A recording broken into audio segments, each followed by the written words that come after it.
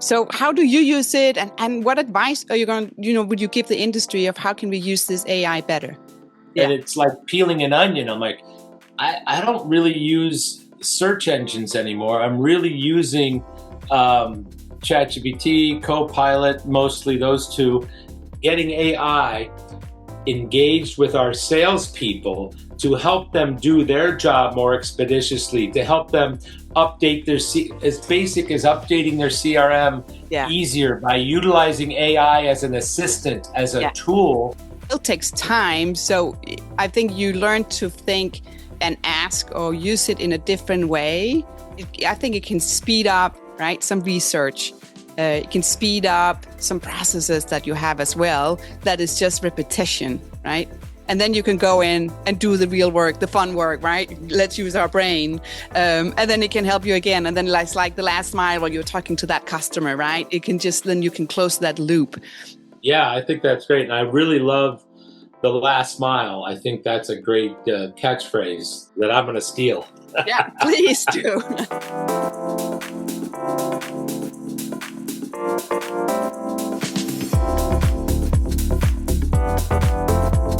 Welcome to Leadership Manufactured Podcast. I'm your host, Sannah Vinding. I'm an engineer, go-to-market leader, focusing on how leaders operate when complexity is high and the answers are not always obvious. This show is for leaders across electronics, manufacturing, distribution, and supply chain. And it's about practical leadership for technical teams. No hype, no theory, just what actually works. In this short episode, it's actually a follow-up because I already had a two-part conversation with Andy Coyle. He's the Senior Director of Sales at IBM Pabst. AI came up through the main recording, and after we wrapped it up, I actually kept talking with Andy. So I asked him one more question, and it's, what advice would you give other manufacturers who are looking into using AI? It's about 7 minutes, so enjoy this little bonus episode. And remember, stay curious, keep learning. Yeah, I have one more question. I want to ask you about AI because, again, AI, it's there, right? It's making some kind of disruption, but it's not going away. So how do you use it, and what advice are you going to, would you give the industry of how can we use this AI better? Yeah, I think for me personally, I shared with you a couple of times how I've used it personally in my personal life, but also in my professional life. I don't really use search engines anymore. I'm really using ChatGPT, Copilot, mostly those two, and whether it's researching information, the fact that it keeps challenging me or questioning me, oh, would you like me to do this, to go to this level? And it's like peeling an onion. I'm like, yes, show me that, right? And then it actually prompts my own thinking when I'm researching, whether it's a new distributor market that we're looking to break into with some of our products other than the ECIA market, which I'm using that for right now. Not just investigating facts and figures, but it's caused me to think personally. I think also professionally, one of the things that, when we talk about training, sales training, for us, we talk about product technical training, sales training, and CRM training, and getting AI engaged with our salespeople to help them do their job more expeditiously, to help them update as basic as updating their CRM easier by utilizing AI as an assistant, as a tool, to help them spend less time on the administrative part of their job. The follow-up, the documentation, which we're all looking for because we want data, all the way up to the CEO level, but helping them do that easier with AI.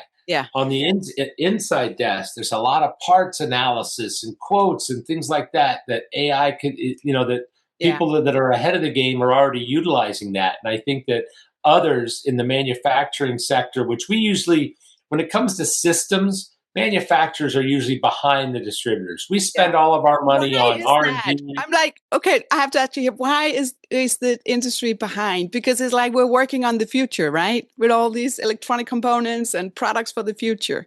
So why are the system old-fashioned?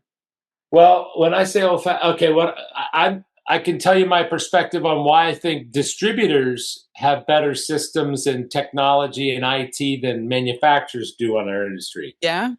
We've got to spend millions and millions of dollars on R&D and developing product lines and manufacturing, stuff. Distributors buy and resell stuff. They do a lot more value added and things like that. Don't misunderstand me. Yeah. But they can spend a lot more of their capital on the best whiz bang AI tools and IT and systems integration. Their ERP systems are much more nimble and sophisticated and a higher technology than a manufacturer's, because we have to spend so much money on just making, developing and making the product. At least that's my simple theory. But I do think AI is, hey, just like Facebook, social media, people talk about technology, whether it's AI. And again, my analogy for Facebook is very simple. On the one hand, cyberbullying and all these bad things that have come from it, and it's how it's really harmed teenagers and those things, and it breaks my heart, and I see that. That's not Facebook. That's people behind it. I also can give you a good thing about Facebook. My fraternity brother, Fambai Katsudzira from Zimbabwe. Without Facebook, he and I don't reconnect. Yeah. My camp friends. Yeah. Without Facebook, we don't stay in touch. Yeah. Right? We don't reconnect with people in our past. So I see AI, at least where we are now, and similarly in that, someone's going to use it for bad stuff. Yeah. And then I think, someone's going to use it for good stuff. Now, I hope that I don't live long enough to see the robots taking over the world and the movies and all those things. There's certainly a lot of people who are afraid of it. Yeah. But as far as today, I think that if people aren't using AI in their everyday life, they're missing out on something that will not just take it over for you, because it does make you think even more. And it is a good virtual assistant. Yeah. And I think it still takes time, right? Learning to use it, and it evolves every day or every week. So it still takes time. So I think you learn to think and ask or use it in a different way. And again, right, I think it can speed up, right, some research. It can speed up some processes that you have as well. That is just repetition, right? And then you can go in and do the real work, the fun work, right? Let's use our brain. And then it can help you again. And then it's like the last mile when you're talking to that customer, right? Then you can close that loop.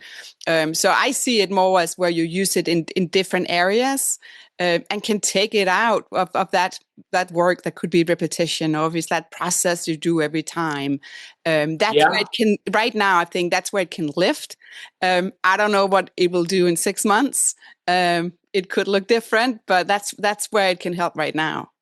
Yeah, I think that's great. And I really love the last mile. I think that's a great catchphrase for you, that I'm going to steal. Yeah, please do. It's good. So thank you so much, Andy. I really enjoyed this. Thank you so much. I did too. Thanks so much for spending time with me and giving me the opportunity to share, like I said, this industry that I have and love being a part of so much. So thank you. This was Andy Coyle that you just listened to. And if you've not heard the full conversation yet, there's 2 episodes. So go back, link it. I will have them in the show notes as well. And thank you again for tuning in. And remember, stay curious, keep learning.